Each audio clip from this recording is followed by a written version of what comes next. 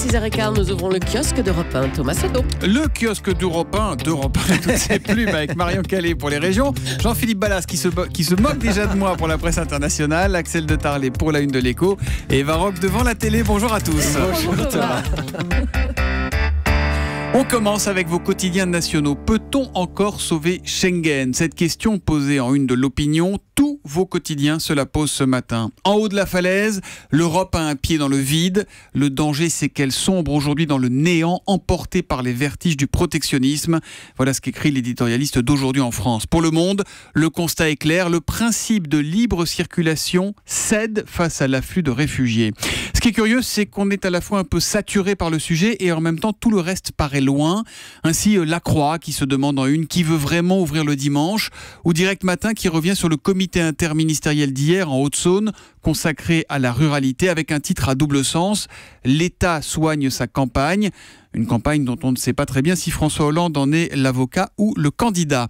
Les Échos reviennent sur l'inauguration hier d'une usine d'assemblage d'Airbus en Alabama et nous racontent comment l'avionneur européen veut conquérir l'Amérique. Et puis, ne laissez pas un message après le bip sonore, ça ne sert à rien. C'est le Figaro qui nous annonce ce matin la mort de la messagerie vocale. Victime du succès des SMS et des applications de messagerie.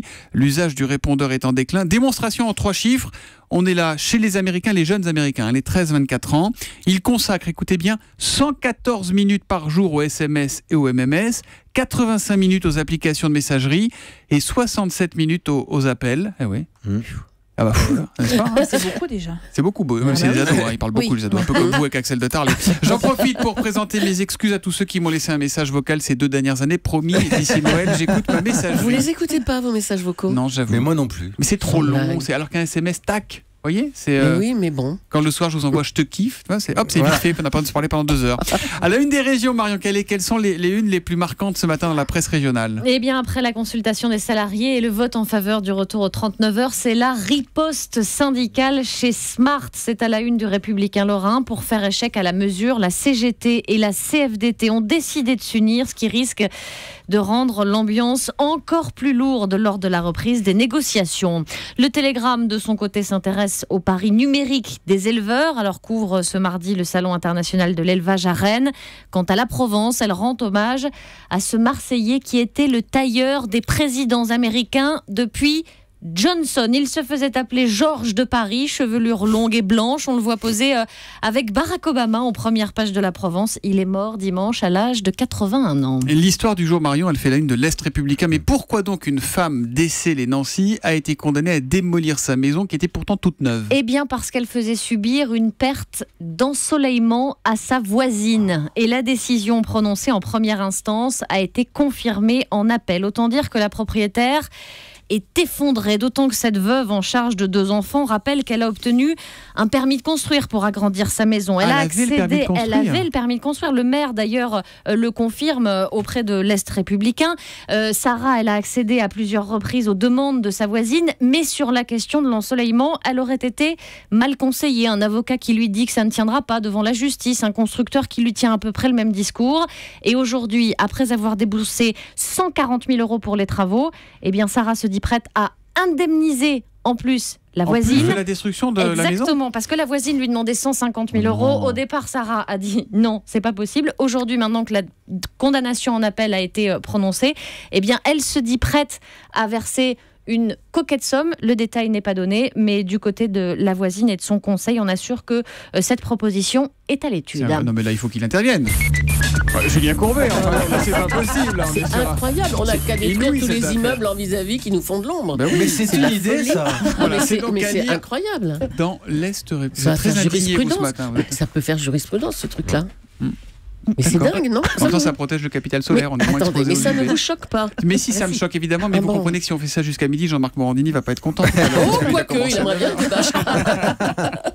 Allez, c'est donc à dire dans l'Est républicain ce matin. La presse internationale, Jean-Philippe Ballas, on va en Algérie avec le départ de l'un des hommes les plus puissants et aussi les plus secrets du pays. Oui, celui que certains avaient surnommé le dieu de l'Algérie, carrément. C'est le général Toufik, chef des services de renseignement, très redouté évidemment. Toufik, 76 ans, dont 25 passés à la tête de cet État dans l'État et qui vient d'être donc discrètement débarqué par le président Bouteflika. C'est la fin d'une légende, c'est ce que titre à la une le quotidien El Kabar. Le mythe s'écroule, dit un autre.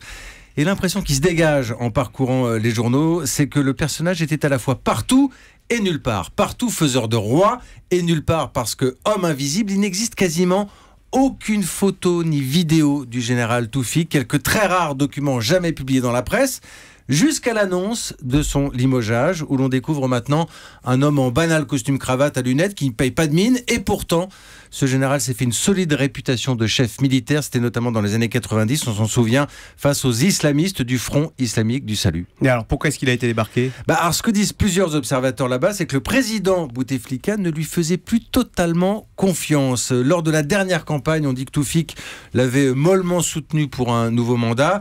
Bouteflika, malade, on le sait, affaibli, mais toujours très entouré par son clan, par son frère très notamment. Entouré par son clan, c'est-à-dire que c'est pas lui qui décide objectivement. Enfin, il y a son frère qui est très présent dans son entourage aujourd'hui. Alors, ce pourrait être effectivement une lutte de pouvoir et un démantèlement des services de renseignement qui a commencé depuis plusieurs mois maintenant en Algérie. En tout cas, on pourrait dire que le départ du général est à l'image de sa carrière, entouré d'un certain mystère. À lire donc dans la presse algérienne, à noter à propos d'actualité africaine que c'est Ali Bongo, le président du Gabon, qui sera tout à l'heure à 8h20 l'invité de l'interview politique de Jean-Pierre Elkabbach. À la une de l'Écho, Axel de Tarlé, chercher un emploi via les annonces, un réflexe ancré mais peu efficace, c'est à lire sur le site des Échos ce matin. Exactement, ce sont des chiffres très, très surprenants. Quand on recherche un emploi, spontanément, on pense aux petites annonces, que ce soit dans la presse écrite ou sur Internet. Eh ben, c'est une erreur totale. Il n'y a que 7% des personnes qui recherchent un emploi, 7% à peine, qui ont retrouvé via ces petites annonces. C'est incroyable. Ouais, c'est incroyable. D'ailleurs, c'est pour ça que les professionnels disent que ça sert à rien d'envoyer des dizaines de CV en répondant à ces petites annonces. Ça ne marche pas. D'ailleurs, ça ne marche pas parce qu'il faut se mettre à la place des recruteurs. Pourquoi les recruteurs mettent des petites annonces ?